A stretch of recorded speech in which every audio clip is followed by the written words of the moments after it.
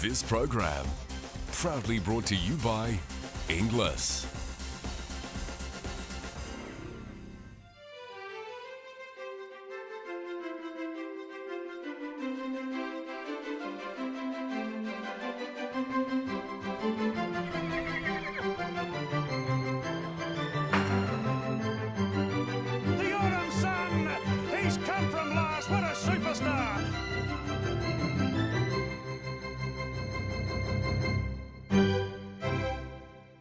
Hello, I'm Caroline Searcy here at the beautiful Cambridge Stud in New Zealand, and welcome to a new season of Bred to Win as we head towards the spring of 2019. Coming up on tonight's show, one of Australia's star sprinters of the modern era, trapeze artist, settling into a new life at the Thompsons' historic Widden Stud. Star European galloper Al Manzoor returns to Cambridge Stud as his first Southern Hemisphere foals are about to arrive. Hal Nui's Mark Chitty with a great Inglis sales story, and Marcus Corbin on the horse who made him love racing.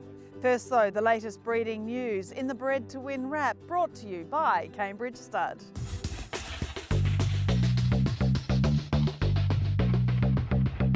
We're into the new racing and breeding season, so let's recap the champion stallions from 2018-19 with Arrowfield Stud Snitzel crowned champion Australian sire for the third year in a row. Champion first season sire was Telemon Stud's Sidestep, sire of this year's Golden Slipper winner Kiamichi from his Queensland base. And for the first time, the late Redout's Choice has earned the title of champion broodmare sire, also for Arrowfield Stud.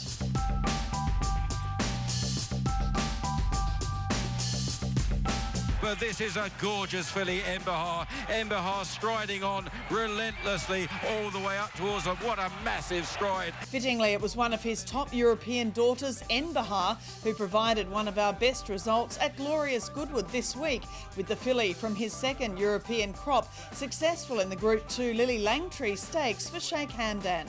Hootsen is giving chase on the far side, but Battage is nicely clear. The other Aussie highlight at the meet was the terrific second placing by Hootsen behind three-time King George Stakes winner Batash. European champion Roaring Lion continues to improve in his fight back from severe colic on arrival at New Zealand's Cambridge Stud.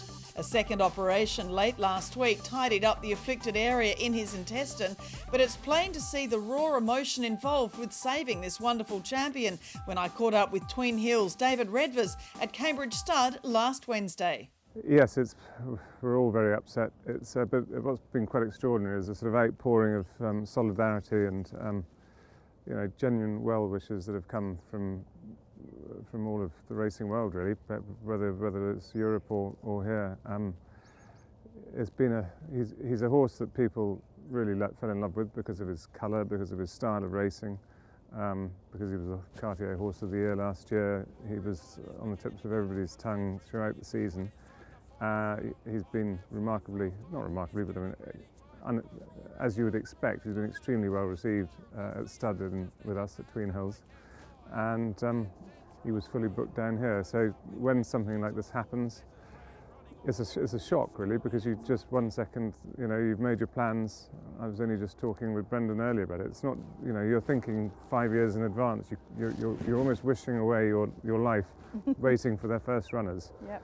And so when you suddenly have all that expectation, the emotional energy you put into it as well, and it's all snuffed out for a moment, hopefully only for a moment. It's a bit of a shock. That's the thing with colic. I mean, the early days of his treatment, it is just such a battle up and down, and it's just such a worry. They don't just kind of progress. There are so many steps he has to take. It's a roller coaster ride. It's as you say, it's 2 steps forward, 1 step back. We're all on tenterhooks the whole time, and every time I see the vet's number on my phone or Henry's number on my phone, my heart skips a beat. We had that sort of big scare with him yesterday when he reacted to the penicillin, and you just don't know quite what's going to hit you next, but hopefully we'll come out the other side of it. He's too much he's a part of our family, really. You try and think of horses as they're not human beings, they're not your children, but this horse is as close as it can be to being part of our family. and it's a very worrying time. Yeah, well, I think, right around the world, as I said, so many people are really sort of hoping and praying and really, wishing him well in his recovery. Well, he's a very special horse. He's speaking personally as the sort of owner of Tween Hills, lucky enough to stand him in the UK.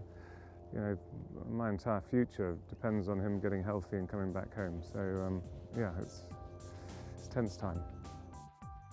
Sadly for the Lamont family at Coringal Stud near Wagga Wagga and his former home Yarraman Park, Magic Albert died last week at the age of 21 from heart failure. The striking chestnut son of Zedativ's side Group 1 winners Albert the Fat and I Love This City amongst his 24 stakes winners and 600 overall winners of almost $50 million in prize money. And one of the world's great stallions, Deep Impact, has also died at the age of 17.